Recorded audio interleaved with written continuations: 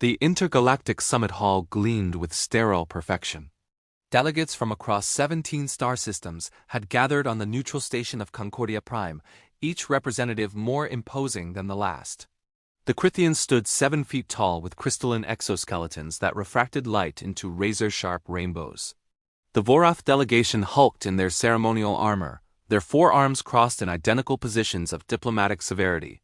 Even the peaceful luminari seemed to glow with an otherworldly gravitas that commanded respect. And then there was Miri. Ambassador Var of the Vorath High Command felt his secondary heart skip as the human representative entered the chamber. He'd reviewed her credentials: extensively decorated military officer, skilled negotiator, survivor of the Kepler incident where she talked down a fleet from glassing a colony world. Everything about her file screamed competence and danger, but her hands. Each fingernail had been painted in garish, glittering colors: pink, purple, blue, and green, with tiny specks of what appeared to be crystalline dust that caught the light. Some nails even had miniature painted designs: stars, hearts, and what looked like a small cartoon creature with oversized eyes. Var's translator implant struggled with the subvocalized curse that rippled through several delegations. "Is this," the Crithian High Scholar Tesseract clicked, their mandibles tight with barely concealed offense, "some form of human psychological warfare? A dominance display?" Miri smiled, that peculiar human expression that could mean 1,000 things, and took her seat with the easy confidence of someone utterly unbothered by the stares. "Good morning, everyone. Shall we begin?" Var found himself unable to look away from those ridiculous nails as she activated her data tablet. They clicked softly against the glass surface. Click, click. Each sound somehow felt like a small act of defiance against the somber weight of galactic politics. The summit's first session was tense. Trade routes through the Veil Nebula, mining rights in the Andromeda frontier. Old grudges dressed up in new diplomatic language. Miri participated with sharp insight, her arguments precise and well-researched. She caught every subtle attempt at manipulation, redirected every veiled threat with grace. But those nails. During the lunch recess, Var found himself approaching her against his better judgment. His career diplomat instincts screamed at him to maintain distance, to observe and report. But curiosity, that dangerous human trait he'd apparently caught, pulled him forward. "Ambassador Miri," he rumbled, all 4 arms held in a gesture of respectful inquiry. "I must ask, your adornments, are they ceremonial? A statement of some kind?" Miri glanced down at her nails and laughed in the middle of the most important diplomatic gathering in a decade. "These, oh Var, these are the work of some very determined artists." She held up her hands so he could see them better. Up close, the paint job was even more chaotic. The lines weren't perfectly straight, the glitter distribution was uneven. One nail had a tiny smudge where too much paint had pooled. "I volunteer at a youth center on Earth Station 3, she explained. "Every rotation, I spend time with the children of various species living there.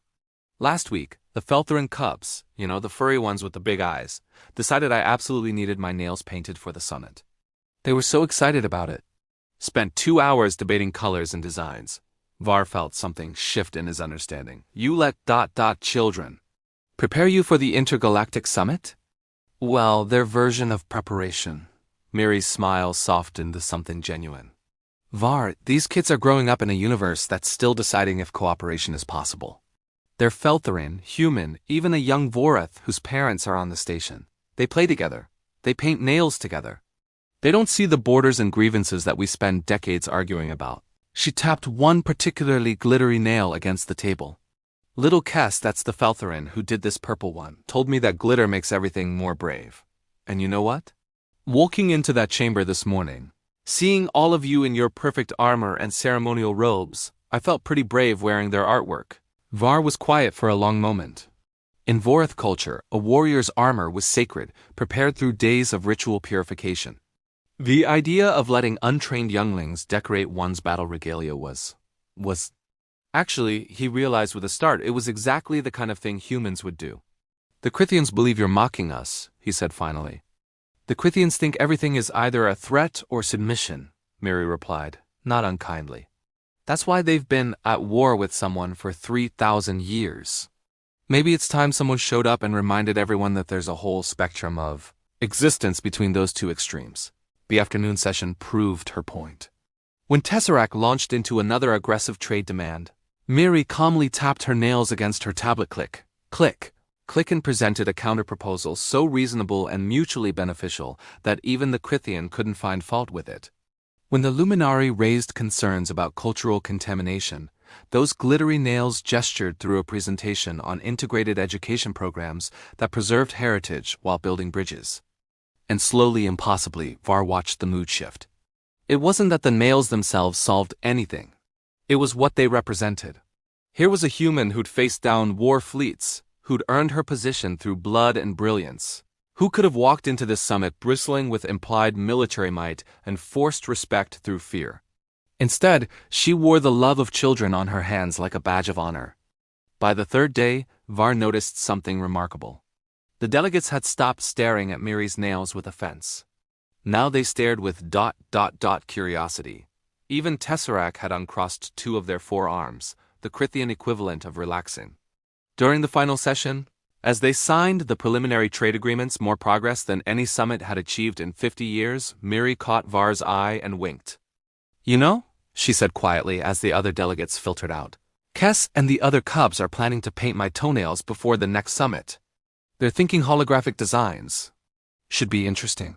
Var surprised himself by laughing, a deep rumble that rattled his chest plates. "Humanity," he said, shaking his head. "You face the galaxy's greatest challenges with the artwork of children." "Wrong, Var." Miri's smile was fierce now, proud. "We face the galaxy's greatest challenges for the children. There's a difference." She stood, gathering her materials, those ridiculous glittery nails catching the light one last time. "Besides, if we can't build a universe where cubs can paint nails and younglings can play together without borders, what exactly are we all fighting for?" Var had no answer to that. But as he filed his report that evening, he found himself recommending not just the trade agreements, but a new initiative, cultural exchange programs, starting with youth centers. And he specifically requested that Ambassador Miri lead the human delegation. After all, anyone who could negotiate peace accords while wearing the chaotic artwork of children was clearly braver than any warrior he'd ever met.